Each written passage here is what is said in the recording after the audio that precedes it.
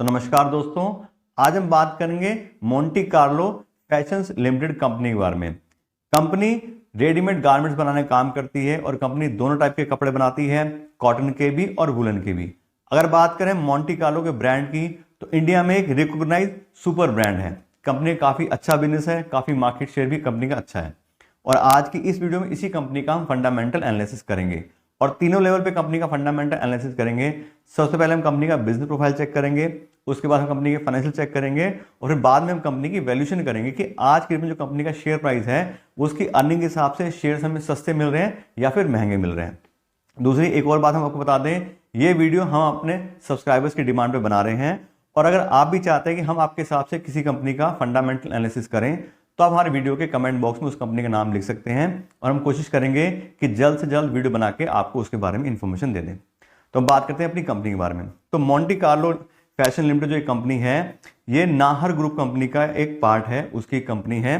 बात करें तो कंपनी को आपने एक और नाम सुना होगा, ओसवाल वुलन मिल्स लिमिटेड, ये भी इसी कंपनी का एक पार्ट है, इसी ग्रुप का पार्ट है और ये भी देखें तो कपड़े बनाने के ज़्यादातर काम करती है। उसके अलावा Nahar industry enterprises, Nahar spinning mills, ये सारी इसी ग्रुप की कंपनी है। काफ़ी अच्छा ग्रुप है और इस कंपनी का बात करें तो नॉर्थ इंडिया में काफ़ी अच्छा बिजनेस है।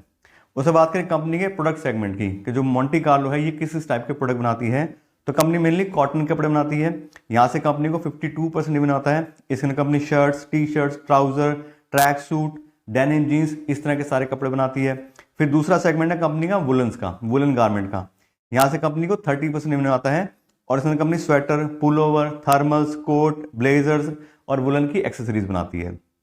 उसके बात करें कंपनी के होम टेक्सटाइल बिजनेस की, तो यहाँ से कंपनी को 12% रेवेन्यू आता है और यहाँ पे कंपनी मिंक ब्लैंकेट, बेडशीट और क्विल्ट्स यानी कि रजाइयाँ और कंबल वगैरह काफ़ी अच्छे भी कंपनी आते हैं, वो भी बनाती है। दूसरी बात करें तो मैंने खुद इसके कपड़े यूज़ करें, काफ़ी अच्छा कंपनी की क्वालिटी है और अच्छा ब्रांड है और अच्छी क्वालिटी के साथ काफ़ी अच्छा मार्केट शेयर भी है। फिर बात करें तो कंपनी किड्स वेयर में भी काम करती है। यहाँ से कंपनी को 6% रेवेन्यू आता है और इसमें company sweaters, cardigan, T shirt, sweat shirts, bottom, इस तरह के सारे प्रोडक्ट बेचती है। उसके अलावा कंपनी ने नया लॉन्च किया है फुटवेयर। कंपनी फुटवेयर के सेगमेंट में भी आ गई है और नवंबर 2023 से कंपनी ने फुटवेयर के सेगमेंट में भी एंट्री ले ली है और इसमें company premium leather shoes, formal shoes और लेदर स्लीपर्स वगैरह कंपनी बेचती है। उसके बाद हम बात करें बार बार ब्रांड्स की, तो कंपनी काफ़ी सारे ब्रांड होल्ड करती है। जैसे हम बात की कंपनी का जो मेन ब्रांड है वो तो मोंटी कार्लो खुद है ही। उसके अलावा कंपनी का एक और ब्रांड है, उसका नाम है क्लॉक एंड डेकर्स। उसके बाद में लग्जूरिया, फिर रॉकेट, ये सारे भी इसी कंपनी के ब्रांड हैं। काफ़ी अच्छी पोजीशन कंपनी मार्केट में होल्ड करती है। अगर बात करें विंटर वेरिएबल्स की, तो जो दिसंबर का क्वार्टर होता है, अक्टूबर, नवंबर, दिसंबर, उसी के अंदर कंपनी अपने पूरे साल का 50% जो सेल है वो इन्हीं तीन महीनों में कर लेती है, क्योंकि कंपनी का ब्रांड काफ़ी अच्छा है, कंपनी की मार्केट पोजीशन काफ़ी बढ़िया है। उसके बात करें कंपनी के ज्योग्राफिकल रेवेन्यू ब्रेकअप की कि कंपनी को इंडिया में कहाँ कहाँ से ज़्यादा रेवेन्यू आता है, तो कंपनी को मेन जो रेवेन्यू आता है वो नॉर्थ इंडिया से आता है 53% का, फिर ईस्ट इंडिया से 21%, वेस्ट 6%, साउथ से 3% का, सेंट्रल इंडिया से 11% और कंपनी जो ऑनलाइन और ओवरसीज में जो एक्सपोर्ट करती है वहाँ से कंपनी को 6% रेवेन्यू आता है। मेन जो नॉर्थ से आता है, बाकी देखें तो थोड़ा थोड़ा डिस्ट्रीब्यूटेड सारी जगह पे इंडिया में है। उसके बाद करें कंपनी के डिस्ट्रीब्यूशन नेटवर्क की, तो पूरे पैन इंडिया में कंपनी का डिस्ट्रीब्यूशन नेटवर्क है, हर जगह कंपनी के प्रोडक्ट्स अवेलेबल हैं। अगर हम बात करें नंबर्स की तो आप देखोगे तो 400 के आसपास कंपनी के पास में एक्सक्लूसिव ब्रांड आउटलेट्स हैं, यानी कि जो एक्सक्लूसिव शोरूम्स होते हैं यहाँ पे सिर्फ मोंटी कार्लो के कपड़े बिकते हैं, वो 400 के आसपास हैं। 1900 कंपनी मल्टी ब्रांड आउटलेट्स पे अपना माल बेचती है। फिर बात करें तो एनसी यानी कि नेशनल चेन स्टोर, जो बड़ी बड़ी स्टोर्स होती हैं, वहाँ पे 900 के आसपास कंपनी वहाँ पे बिजनेस कर रही है और CIS है 400। इसे देखें तो सब मिला के काफ़ी अच्छा नेटवर्क कंपनी होल्ड करती है। उसके अलावा ई कॉमर्स की जो साइट्स आप देखोगे तो उसमें भी लगभग सारी ही वेबसाइट पे कंपनी का माल बिकता है, तो कंपनी काफ़ी अच्छे से अपना डिस्ट्रीब्यूशन नेटवर्क भी चलाती है। उसके अलावा बात करें कंपनी की मैन्युफैक्चरिंग कैपेबिलिटीज़ की, तो अभी कंपनी के पास में 2 मैन्युफैक्चरिंग कैपेबिलिटीज़ हैं पंजाब के अंदर और एक नया कंपनी ने अपना शुरू करा है जम्मू कश्मीर के अंदर, एक अपनी सब्सिडी के अंदर। तो टोटल मिला के बात करें तो 3 जगह कंपनी अपने कपड़ों की मैन्युफैक्चरिंग का काम करती है। उसके बाद करें कंपनी के फ्यूचर ग्रोथ स्ट्रेटेजी की, तो कंपनी मेनली अपना कस्टमर बेस बढ़ाना चाहती है। उसके लिए कंपनी जो लार्ज फॉर्मेट स्टोर होते हैं, जो बड़े बड़े स्टोर होते हैं, उसमें अपनी प्रेजेंस बढ़ाएगी। उसके अलावा कंपनी जो अपने एक्सक्लूसिव शोरूम्स हैं वो भी काफ़ी अच्छे से इंक्रीज करना चाह रही है और इलेक्ट्रॉनिक जो प्लेटफॉर्म्स हैं उसके ऊपर भी कंपनी अपनी प्रेजेंस बढ़ाना चाह रही है, जिससे और अच्छे से सेल इंक्रीज हो सके। उसके बात करें तो अभी कंपनी को वेस्टर्न और साउथर्न इंडिया से काफ़ी कम रेवेन्यू आता है, तो कंपनी वहाँ पे भी अपने नए स्टोर खोलने का प्लानिंग कर रही है और जो मल्टी ब्रांड शोरूम्स होते हैं, वहां पे भी अपनी प्रेजेंस बनाने की कोशिश करिए जिससे कंपनी अच्छे से अपनी सेल्स भी इंक्रीज कर सके। दूसरा, ऑलरेडी कंपनी फुटवेयर के बिजनेस में भी आ गई है, तो कंपनी उसको भी आगे बढ़ाने का आगे ग्रोथ प्लान कर रही है। तो इस सब बात करें टोटल कंपनी ओवरऑल बिजनेस की, तो बहुत ही बढ़िया बिजनेस है, कोई दिक्कत नहीं है, काफी अच्छा ब्रांड है। और खास कर बात करें तो गर्म कपड़े या वुलन्स के मामले में तो मोंटी कार्लो बहुत ही अच्छा ब्रांड है, काफी अच्छे से चलता है। तो साथ देखें तो बिजनेस अच्छा है, सब चीजें बढ़िया है, काफी अच्छी कंपनी आज की डेट में मुझे लग रही है।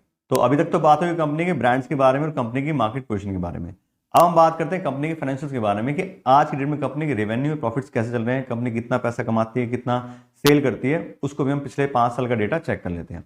और यहाँ देखिए कंपनी के पिछले 5 साल का डेटा, तो 2019 में कंपनी के रेवेन्यू थे 656 करोड़ रुपए के, जो कि अब 2023 में बढ़ के 1118 करोड़ रुपए हो गए हैं। और यहाँ पे देखें तो लगातार हर साल कंपनी के रेवेन्यू में ग्रोथ आई है। सिर्फ 2021 की बात करें तो कोरोना टाइम था, सबकी सेल डाउन थी, तो यहाँ भी थोड़ा वो डिप आया है। अगर बात करें तो कंपनी ने पिछले 5 सालों में काफी अच्छी ग्रोथ अपनी सेल्स में दिखाई है। अगर हम बात करें परसेंटेज की तो 14% के बहुत ही बढ़िया CAGR से कंपनी ने अपनी सेल्स में ग्रोथ दिखाई है।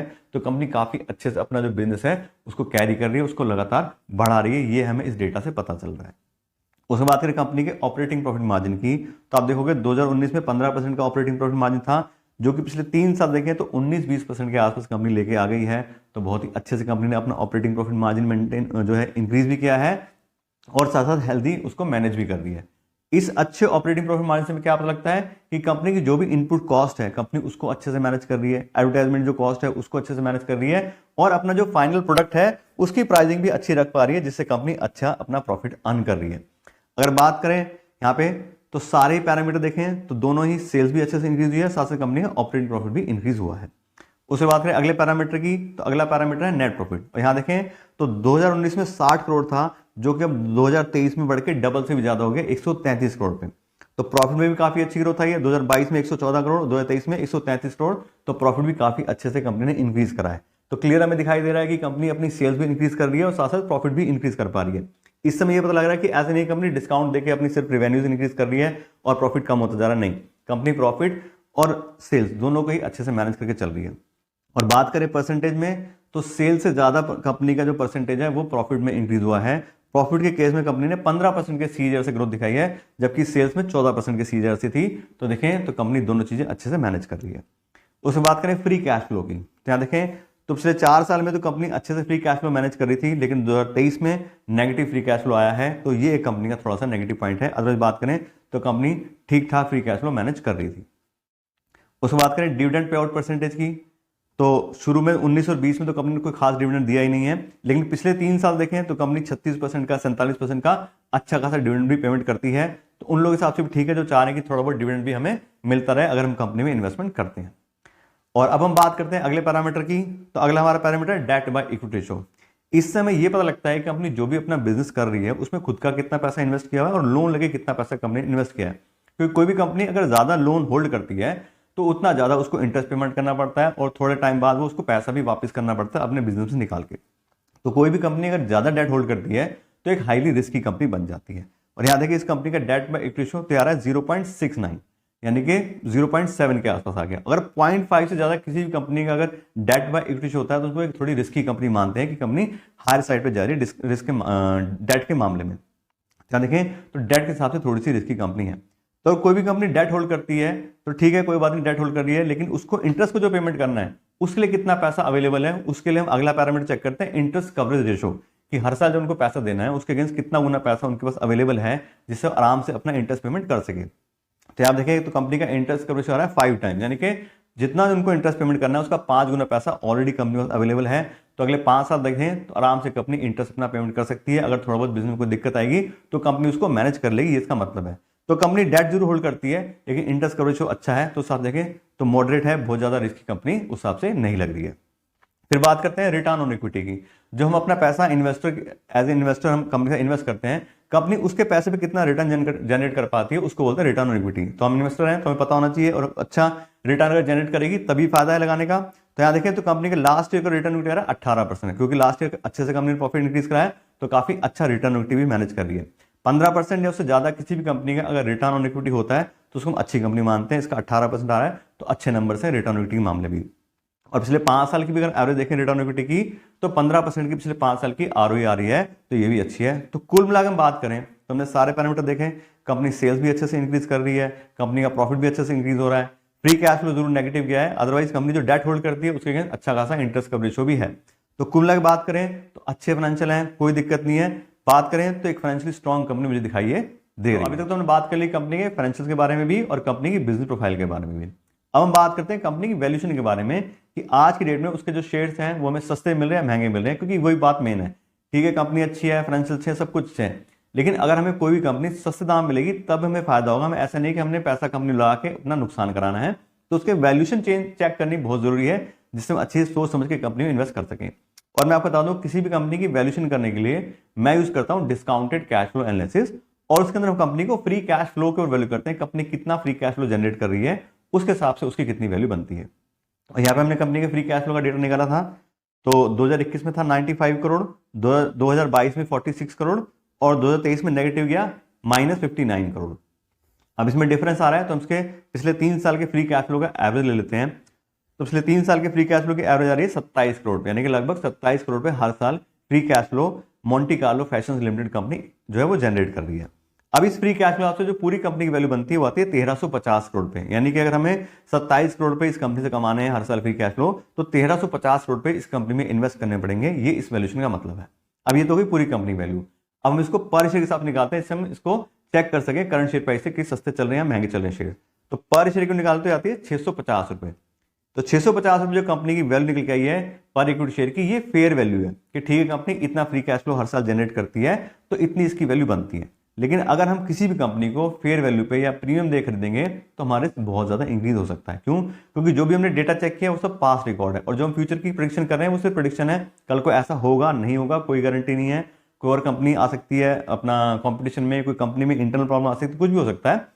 तो जो भी हमारा कंपनी का फेयर प्राइस है उस पर इन्वेस्ट करने की जगह हम कोशिश करते हैं कि हम उसको उसके 50% कम पे खरीदें, यानी हम मार्जिन ऑफ सेफ्टी लेकर चलें। तो मार्जिन ऑफ सेफ्टी कॉन्सेप्ट में क्या है कि जो भी कंपनी की फेयर वैल्यू उसके 50% पे हमें कंपनी को खरीदने की कोशिश करनी चाहिए, जिससे जो भी हमारे आने वाले रिस्क हैं हम उसको मैनेज कर लें और कंपनी को भी सस्ते दाम पे खरीद सकें। तो हमने कंपनी की फेयर वैल्यू निकाली 650 रुपए। अब इसके हिसाब से देखें तो इसका 50% कितना होगा, ये हो गया जी 325 रुपए। तो अगर 325 रुपए पर इक्विटी शेयर के हिसाब से हम कंपनी में इन्वेस्ट करेंगे तो हम कंपनी को काफी सस्ते दाम पे खरीदेंगे और जो भी हमारे आने वाले रिस्क हैं उसको मैनेज कर लेंगे। तो हो गया हमारा प्राइस कि ठीक है भाई 325 रुपए हमें ठीक लग रहा है आज की डेट में इस कंपनी इन्वेस्ट करने के लिए। अब हम बात करते हैं कंपनी के करंट शेयर प्राइस की कि एक्चुअली शेयर प्राइस कंपनी का क्या चल रहा है। तो आप बता दें आज की डेट में कंपनी का शेयर प्राइस आ रहा है 621 रुपए। तो जो हमने कंपनी का फेयर वैल्यू निकाला था 650 रुपए, उसके आसपास ही कंपनी के शेयर जो वो ट्रेड कर रहे हैं, यानी कंपनी ना ओवर वैल्यूड है ना ही अंडर वैल्यूड है, कंपनी फेयरली वैल्यूड है। लेकिन कंपनी मार्जिन ऑफ सेफ्टी के साथ अवेलेबल नहीं है। अब कंपनी फेयरली वैल्यू, तो इसका क्या मतलब है? इसका मतलब है कि देखिए कंपनी अच्छी है तो हमें पता है और बाकी लोगों को पता है कंपनी अच्छी है। दूसरी बात करें तो अभी ओवरऑल मार्केट ऊपर चल रही है, तो इस समय वैसे भी सारी कंपनियों के रेट बढ़े हुए हैं, तो बहुत कम चांस है इस समय हमें कि ज्यादा कंपनी हमें सस्ते दाम पे मिले। लेकिन अभी से अगर अपना होमवर्क करके लगे रखेंगे, हम अपनी लिस्ट बना के रखेंगे कौन कौन सी कंपनी में हमें पैसा इन्वेस्ट करना है और किस प्राइस पे इन्वेस्ट करना है, तो जब कल को मार्केट गिरेगी या इन कंपनियों में कोई टेम्पररी प्रॉब्लम आएगी, लोगों के सेंटिमेंट कम होंगे तो इनके प्राइस गिरेंगे और उस समय हम उसमें एंट्री ले सकते हैं। लेकिन हमें पता ही नहीं है कि कौन सी कंपनी इन्वेस्ट करना है, किस प्राइस पे करना है, तो जब सब लोग भागा भागी करेंगे उस समय कुछ ढंग से समझ में नहीं आएगा और सही से इन्वेस्टमेंट बंदा नहीं कर पाएगा। इसलिए हम पहले से सब चीज चेक करके रखते हैं और उसको कंपनी को, अब जैसे फेयर वैल्यू पे मिल रही है हमें कंपनी, मार्जिन सेफ्टी में नहीं मिल रही, तो हमें क्या करना है, सिंपल सी बात है, इसको वॉच लिस्ट में रखेंगे, अपना सारी डिटेल लिखेंगे और जब सही समय आएगा तब हम इस कंपनी में इन्वेस्ट कर लेंगे।